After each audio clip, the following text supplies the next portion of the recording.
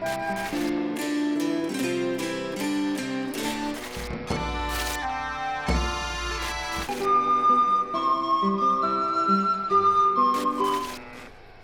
шановныя сябры. Сёння мы працягнем наша падарожжа ў 19 стагоддзе, беларускае інтэлектуальнае 19 стагоддзе. Сённяшні герой, кніга Пятра Владзіміровича Владзімірава, доктар Францыск Скарына, яго пераклады, друкаваныя выданні і мова. Гэта кніга выйшла ў Санкт-Петербургу ў 1888 годзе і з'яўляецца да гэтага часу адным з найбольш грунтоўных выданняў па біяграфіі Скарына, па ягоных выданнях, па мове. Гэта доктарская дысертацыя Пятра Владзімірава, якая была абаронена ў Санкт-Петербургскім універсітэце ў 1887 годзе. Прадмову да гэтай кніжкі ён напісаў 19 снежня 1887 году, і само выданне ажыццявілася, як я ўжо казаў, у 88 годзе. На той момант Пётр Владзіміраў ён працаваў у Кіеўскім універсітэце імя святога Владзіміра. Гэты універсітэт ён быў адным з такіх цэнтраў інтэлектуальнага жыцця на захадзе Расійскай імперіі, ва ўкраіне, у Беларусі, таму што Беларусі на той момант увогуле не было універсітэтаў. І, канешне, прэстыжна было працаваць, прэстыжна было вучыцца ў Кіеўскім універсітэце святога Владзіміра. Напрыклад, там у 1889 годзе пачаў вучыцца, паступіў на першы курс наш знакаміты гісторык Мітрафан Віктаравіч Донар-Запольскі. Трошкі пра аўтара кнігі пра Скарыну. Пётр Владзіміраў ён нарадзіўся ў 1854 годзе ў Казані. Там скончыў школу, гімназію. Пазней выкладаў у Казанскім універсітэце. Навучаўся на гісторыка-філалагічным факультэце. Нейкі час працаваў у рэальнай гімназіі ў Екатеринбургу, а пазней паступіў, як сёння мы кажам, у дактарантуру у Петербургскі універсітэт. Пасля абароны доктарскай дысертацыі ён працаваў да канца жыцця у Кіеўскім універсітэце святога Владзіміра. Таму ён звязаны з Расіяй, ён звязаны з Украінай, і тэматыкай сваіх твораў, тэматыкай, прынамсі, вось гэтай кнігі пра доктара Францыска Скарыну ён, безумоўна, звязаны з Беларуссю. Кніга яна складаецца з наступных частак. Першая частка – гэта уводзіны, гістарыяграфічны агляд літаратуры, той мовай кажучы, вельмі грунтоўны, вельмі якасны. Пазней аналізуецца кантэкст, гістарычны кантэкст, то бок прафесар Владзіміраў ён піша, што мэта ягонага даследавання гэта высвятленне асобы Скарыны ў сувязі з агульным станам разумовага жыцця паўднёва-заходняй Расіі. Менавіта вось тут я працытаваў ягоную мэту, і вось ён аналізуе гэты агульны стан разумовага жыцця. То бок дае гістарычны кантэкст, што ж адбывалася ў той час у Беларусі, ва ўкраіне у перыяд, калі жыў і працаваў Францыск Скарына. Пазней аналізуецца біяграфія Францыска Скарыны, далей ідзе аналіз ягоных выданняў. На пачатку пражскіх выданняў, пасля віленскіх выданняў, далей ідзе аналіз ягонай мовы, прадмоваў, мовы перакладу Бібліі, і ўрэшце ўплыў выданняў Францыска Скарыны на іншыя выданні, як пісаў Владзіміраў, рускай пісьмовасці. І ў канцы ёсць дадаткі, там пэўныя дакументы па біяграфіі Скарыны. Кніга аб'ёмная, кніга грунтоўная, вельмі шмат навуковых спасылак, але разам з тым яна чытаецца з цікавасцю. І, канешне, вельмі сур'ёзны навуковы ўзровень. Проста яму ўдалося сабраць вельмі шмат звестак, іх структураваць, прааналізаваць. І Скарына паўстае, вось я нагадаю, 1888 год, ввогуле канец 19 стагоддзя, тут Скарына паўстае ўжо такой постаццю даволі вывучанай і таму маштабнай. Маштабнасць зробленага Скарынам, маштабнасць ягонай асобы, яна выяўляецца і вельмі добра характарызуецца менавіта вось у гэтай кнізе, якая рыхтавалася на працягу доўгіх гадоў, якую заслужана можна назваць адным з шэдэўраў беларусазнаўства. Тут трэба адзначыць, што канец 19 стагоддзя гэта ўвогуле час, калі былі закладзены інтэлектуальныя падмуркі станаўлення беларускай нацыі. З'яўляліся шматлікія зборнікі, працавалі гісторыкі, філолагі, працаваў акадэмік Карскі, працавалі шэраг этнографаў, такія як, напрыклад, Евдоким Романович Романов, Мікалай Нікіфароўскі, Павел Шейн і іншыя, якія вывучалі мову Беларусі. мову самых розных рэгіёнаў нашага краю. Выходзілі кнігі, выходзілі выданні. Нават вось такі чыноўнік, фактычна, магілёўскі губернатар Александр Дымбавецкі, ён выдаў кнігу па апісанні магілёўскай губерні, дзе там вялікую частку прысвячае гісторыі, мове. Уваходзіць ва ўжытак вось такое азначэнне беларуская мова, беларуская гісторыя. У гэты час у Менску выходзіць Менскі лісток, такая газета, якая была першай газетай неафіцыйнай. Ну, фактычна такая была вось это камерцыйнае выданне, прыватнае выданне, у якой друкуецца вельмі шмат матэрыялаў па гісторыі Беларусі. І вось у гэтым гістарычным кантэксце, канешне, выхад кнігі Уладзімірава, ён быў такой заўважнай з'явай, важнай з'явай. Ну, нагадаю, што да выдання першага тома беларусаў карскага застаецца яшчэ 15 гадоў. Каб апрацаваць усю спадчыну Францыска Скарыны, Пётр Уладзіміраў, ён працаваў у пецярбургскіх, маскоўскіх, віленскіх кнігасховішчах. Ён вывучаў тыя асобнікі перакладаў Бібліі Францыска Скарыны, якія там захоўваліся, і даволі так дасканала вывучаў. Разам з тым ён пісаў, што не меў магчымасці выехаць за мяжу. Таму з тымі матэрыяламі, якія захоўваліся у Кракаве і Празе, ён знаёміўся праз знаёмых яму навукоўцаў. Гэтыя навукоўцы дасылалі яму адбіткі і таксама ліставаліся з ім, рабілі выпіскі з дакументаў. Таму вось такі абсяг: Пецярбург, Масква, Вільня, Кракаў і Прага. З гэтых кнігасховішчаў, архіва сховішчаў Уладзіміраў браў матэрыялы.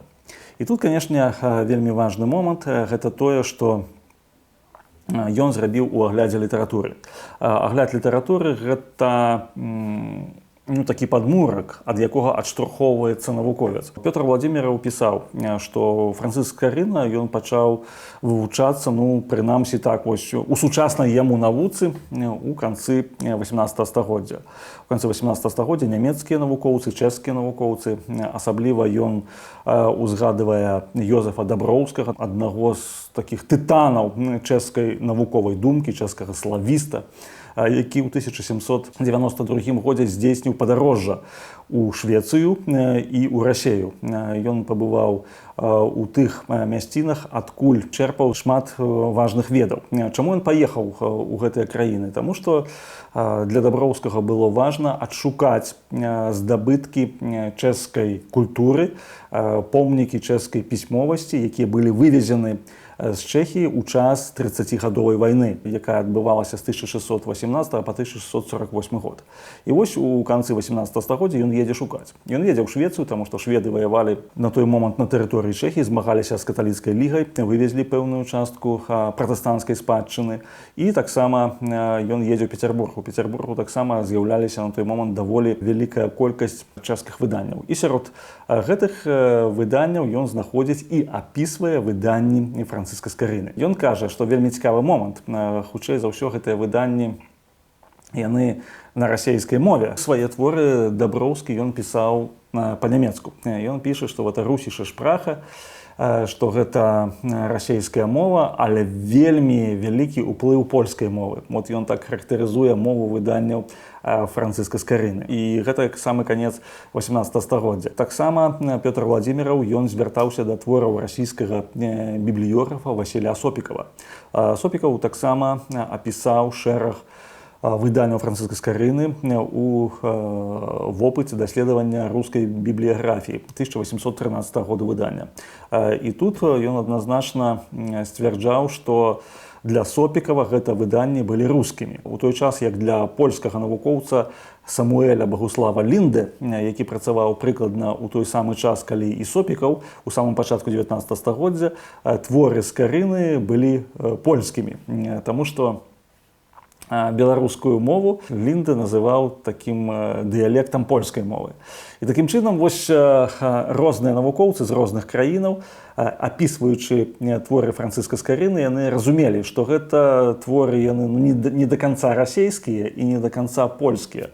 І ўрэшце рэшт, вось з гэтага літаратурнага агляду відаць, што акадэмічныя навукоўцы яны прыйшлі да фактычна больш-менш адназначнай высновы, што мову перакладаў Францыска Скарыны і мову ягоных прадмоваў патрэбна назваць беларускай. І гэта, я падкрэслю, пачатак 19 стагоддзя, самы пачатак. Вельмі важны момант, што з агляду літаратуры відаць, што ўжо тады навукоўцы цікавіліся біяграфіяй Францыска Скарыны. Ужо тады былі такія звесткі, якія публікаваліся і пісаліся пра тое, што Скарына сустракаўся з Лютарам, што Скарына сустракаўся з Меланхтонам. Ён схіляўся да пратэстантызму. Некаторыя пісалі, што ён быў каталік, іншыя, што ён быў праваслаўны, яшчэ іншыя, што вуніят. І ў цэлым вось Уладзіміраў ён абагульняе напрацоўкі польскіх, чэшскіх, украінскіх, расійскіх і беларускіх навукоўцаў. І кажа, што Францыск Скарына гэта прыкметная, гэта маштабная фігура, ім цікавіліся. І так ці інакш усе навукоўцы, іх было не так шмат у той час. У прынцыпе, было навукоўцаў-славістаў не вельмі шмат у той момант, але так ці інакш яны схіляліся, канешне, да таго, што Францыск Скарына са слаўнага гораду Полацку, ён прыналежыць да культуры заходняй Расіі, як пісаў Уладзіміраў, альбо да беларускай культуры, як мы можам сказаць сёння. Далей Уладзіміраў характарызуе гістарычны кантэкст, у якім існавала беларускае грамадства ў канцы 15-го, пачатку 16-го стагоддзя. Ён прыводзіць звесткі розных падарожнікаў. Напрыклад, ён кажа пра тое, што бачылі там заходнія падарожнікі. Ён кажа, што пісалі жыхары Вялікага княства Літоўскага, інтэлектуалы Вялікага княства Літоўскага, і прыходзіць да высновы, што знаходзілася ў крызісе праваслаўная царква ў Вялікім княстве Літоўскім. Гэта характарызуецца тым, што быў вельмі нізкі ўзровень адукацыі духавенства, і разам з тым хрысціянства яно ў цэлым было ў Вялікім княстве Літоўскім у заняпадзе. Ён прыводзіць такую цытату, напрыклад, з апісання Міхалона Літвіна, які пісаў пра пашырэнне п'янства, што было вельмі шмат праблемаў ад гэтага. Там цэлыя старонкі гэтаму прысвечана апісанню, што з корчмаў там сяляне не вылазяць, што жонкі там губляюць сваіх мужоў, і гэта самы пачатак 16 стагоддзя. З іншага боку, сярод эліты Вялікага княства Літоўскага назіраецца такая цікавасць да свайго. То бок, калі казаць пра агульнаеўрапейскія тэндэнцыі, то ў той час мы бачым, што гэта прадвесне рэфармацыі і гэта эпоха адраджэння. У эпоху адраджэння вялікая цікавасць з'яўляецца ў заходняй Еўропе да класічных культураў, да культураў рымскай і грэцкай. Але ў Вялікім княстве Літоўскім з'яўляецца цікавасць да культуры сваёй. Уладзіміраў ён напісвае, напрыклад, бібліятэку Жыгімонта I Старога, дзе былі кнігі не толькі лацінскія, але і рускія. Калекцыянаваў кнігі, напісаныя кірыліцай, таму што тады пераважна былі кнігі ў рукапісах. І усе гэтыя кнігі кірыліцай ён называе рускімі, хоць там былі кнігі на царкоўна-славянскай мове пераважна. І некаторыя былі пераклады ўжо на беларускую і украінскую мову. У той час у Празе чэшскай, як піша Уладзіміраў, існавала вялікая літоўская калонія. Літоўская калонія, я гэта цытую ягоную. Выраз літоўскай калоніі гэта азначала выхадцаў з Вялікага княства Літоўска славянскага паходжання, якіх запрасіла ў сталіцу Чэхіі каралева Ядвіга, жонка Ягайлы. І з гэтага моманту, канешне, становіцца запатрабаваная кірылічная кніга выдання ў самой Празе. Ён апісвае гэта, калі звернецеся да самога твору Уладзімірава, то там можаце больш падрабязна пра гэта прачытаць. Скарына друкуе кнігі на роднай мове. На роднай мове, якая была ў Полацку. Это значыць на беларускай мове. І цікавы момант, што Уладзіміраў ён прыводзіць прадмову Скарыны да перакладу кнігі Данііла. І кажа, што гэта мова родная яму, яна і стала мовай ягоных выданняў. Такім чынам, сам Скарына ён пацвярджае, што ён друкаваў кнігі па-беларуску. Як сумленны навуковец, канешне, Уладзіміраў ён гэта канстатуе.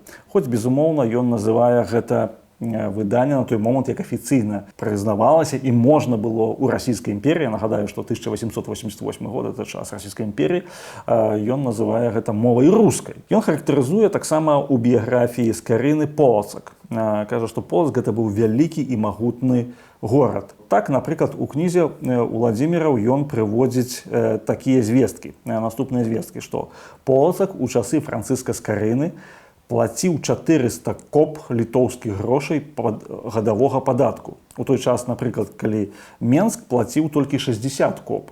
Мы можам параўнаць маштаб магутнасці Полацку з Менскам.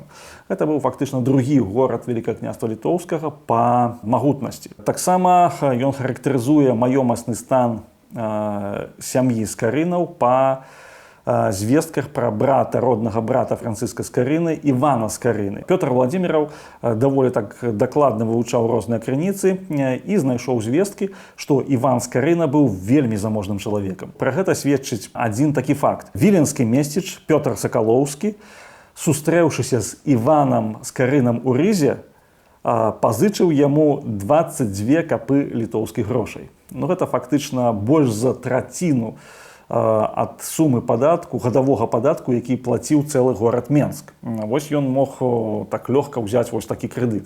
Хоць Іван Скарына, ён пазней не здолеў распарадзіцца гэтымі грашыма больш-менш. Ці нейкія падзеі ў ягонай жыцці прывялі да таго, што ён фактычна прагарэў у сваім бізнесе, але бізнес са скурамі быў звязаны, але Іван Скарына, ён быў вельмі заможным чалавекам.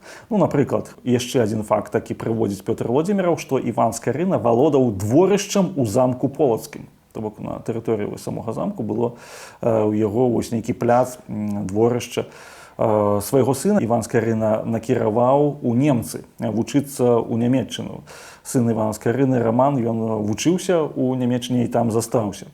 Таму, канешне, з гэтых фактаў Пётр Владзіміраў робіць высновы, што Скарына гэта належыў да такой вельмі заможнай сям'і, купецкай сям'і, прадпрымальніцкай сям'і ў Полацку. І гэта было ўжо вядома ў 19 стагоддзі. Таксама ён піша, маецца на ўвазе Пётр Владзіміраў піша, што Скарыны, род Скарынаў быў вельмі шчыльна звязаны з Вільняй. З віленскімі месцічамі, так ці інакш меў кантакты Іван, хутчэй за ўсё бацька Францыска Скарыны, Лука Скарына. І такім чынам сувязі з прадпрымальнікамі віленскімі яны і былі адным з такіх стымулаў пераезду з Прагі Францыска Скарыны ў 1519 ці 20 годзе менавіта ў Вільню, у сталіцу Вялікага княства Літоўскага. Таксама вельмі важны момант, што на некаторых асобніках пражскіх выданняў Скарыны Пётр Владзіміраў знайшоў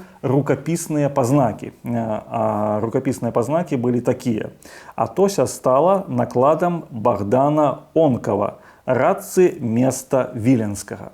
З гэта Пётр Владзімір робіць выснову, што Скарына надрукаваў свае пражскія выданні пры фінансавай падтрымцы радцы члена магістрату Віленскага Богдана Онкава. Альбо Онькава ў іншых крыніцах. Такім чынам ён не пакідаў гэтыя сувязі з Вільняй, нават калі друкаваў у свае кнігі ў Празе. Я маю на ўвазе Францыска Скарыну. Францыск Скарына вельмі важную рэч акрэсліў у прадмовах да Бібліі. Вельмі важную рэч наконт сябе, наконт сваёй місіі. Ён кажа, што, дакладней, ён піша, што прызначэнне кожнага чалавека служыць Богу і быць карысным для свайго народу. І вельмі важныя звесткі прыводзіць Пётр Владзіміраў. Ён кажа, што Скарына, які быў медыкам, у той час ён абараніў у Італіі, ён кажа, там у Падуі, верагодна піша, што гэта ў Падуі была абаронена ягоная дысертацыя па медыцыне. Ён быў чалавекам вельмі пабожным. А чаму? Таму што ў той час кожны медык, які прыходзіў да хворага, павінен быў умець даць настаўленне і празбаўленне душы. Ён фактычна павінен быў умець сказаць пропаведь пра пакаянне, пра грэх, пра навяртанне да Бога. І таму на медыцынскіх факультэтах, дарэчы, ва Владзімірава ёсць добры аналіз праграмы, па якіх вучыўся Францыск Скарына ў Кракаўскім універсітэце. Дык вось на медыцынскіх факультэтах усіх універсітэтаў тагачасных быў вельмі моцны упор на тэалогію, на багаслоўе. Таму што кожны медык, ён быў не толькі медыкам, але і медыкам-прапаведнікам, таму што, канешне, вельмі складана было вылякаваць чалавека, у якога згас дух які ўжо не верыць у выздараўленне, у свае сілы, не верыць у літасць Божую і перажывае толькі за сваё фізічнае жыццё. Таму вось, вельмі такі цікавы эпізод прыводзіць мне Пётр Владзіміраў, што кожны медык — это глыбокі веруючы чалавек і прапаведнік. І таму для Скарыны, які быў медыкам, натуральна, што ён пачаў перакладаць Біблію і друкаваць Біблію для люду простага сваёй краіны. Гэта дапамагала не толькі у такой асвеце, не толькі ва ўзняцці духоўнасці агульнай і ў рэфармацыйным такім абнаўленні царквы і грамадства, але гэта дапамагала нават у ягонай непасрэднай прафесіі у медыцыне. І гэтаму яго навучалі ва ўніверсітэтах, таму што такая была праграма на той час. І аб гэтым вось сам Скарына пісаў у прадмове да кнігі суддзяў. Вось ён аналізуе прадмову да кнігі суддзяў, аналізуе праграму універсітэцкую і прыходзіць да высновы, канешне, што медыцына, тэалогія і вера ў Бога, яны вельмі шчыльна паміж сабой звязаныя. Владзіміраў шчыра прызнаецца, што ён нічога не ведае пра перыяд жыцця Францыска Скарыны з 1506 па 1517 год. Гэты перыяд такі называюць цёмны перыяд. Дзе быў Скарына, калі скончыў Кракаўскі універсітэт, што ён рабіў да таго, як з'явіўся ў Празе і пачаў друкаваць уласны пераклад Бібліі. Пра гэта ён на той момант нічога не ведаў. І ён апісвае далей у сваёй кнізе увогуле стан друкарскай справы ў самой Празе. Прага на той момант гэта быў вялікі горад, вялікае і слаўнае месца пражскае, але друкарства было ў заняпадзе.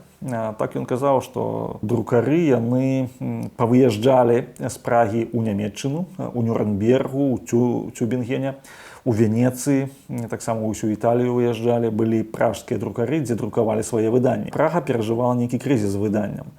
І Скарына той час, вось у 1517 годзе, ён, прыязджаючы ў Прагу, ён таксама відавочна павінен быў звяртацца па дапамогу ў арганізацыі друкарскай справы ў іншыя гарады. Владзіміраў кажа, што відавочна, што Скарына ён рабіў свае пераклады з венецыянскай чэшскай Бібліі.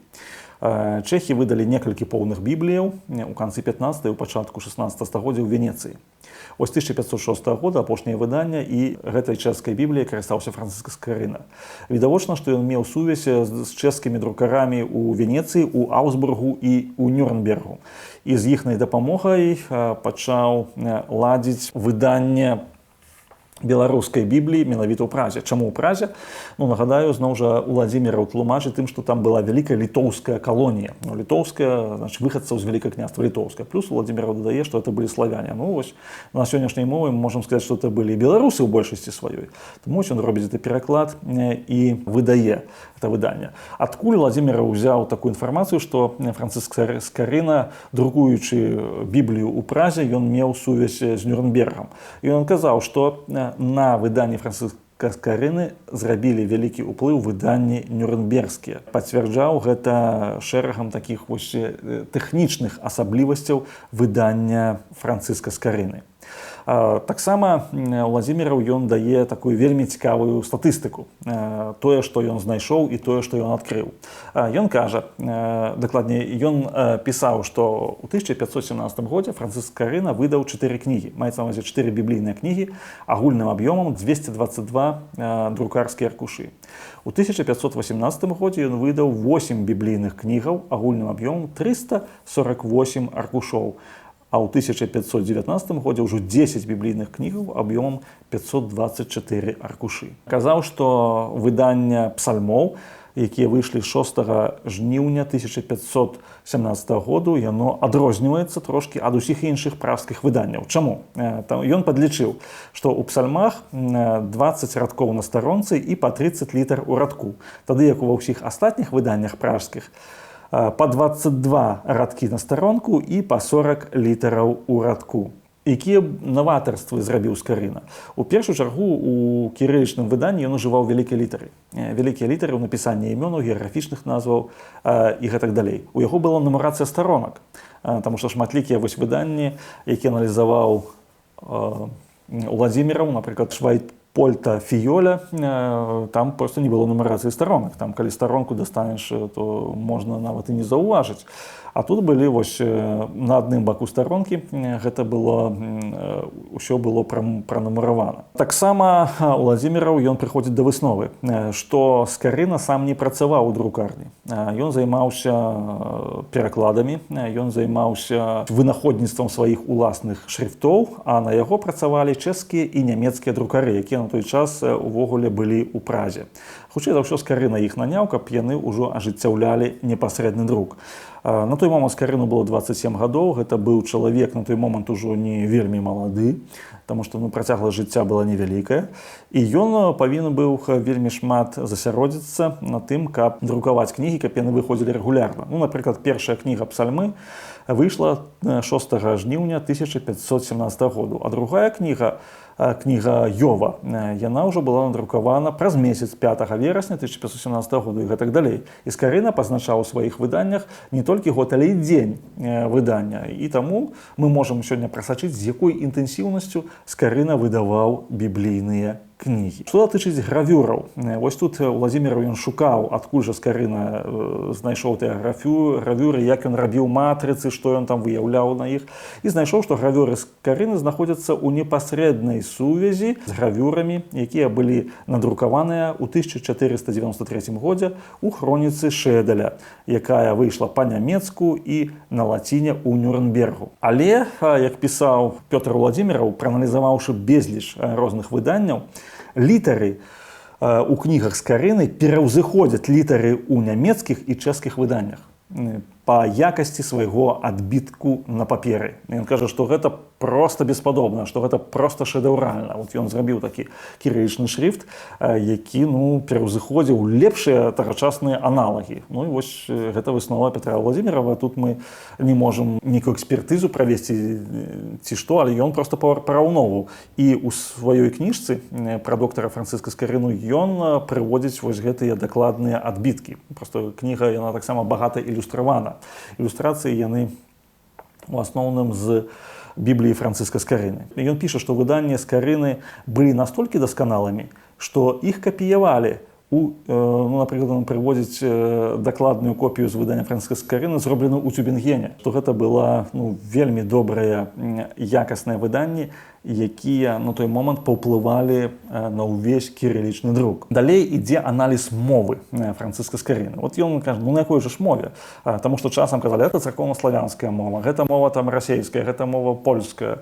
І ён праводзіць дакладны слоўнікавы аналіз, якія словы ёсць. І тут просто гэта трэба чытаць. Мы можам сказаць, што гэта мова беларуская адназначна.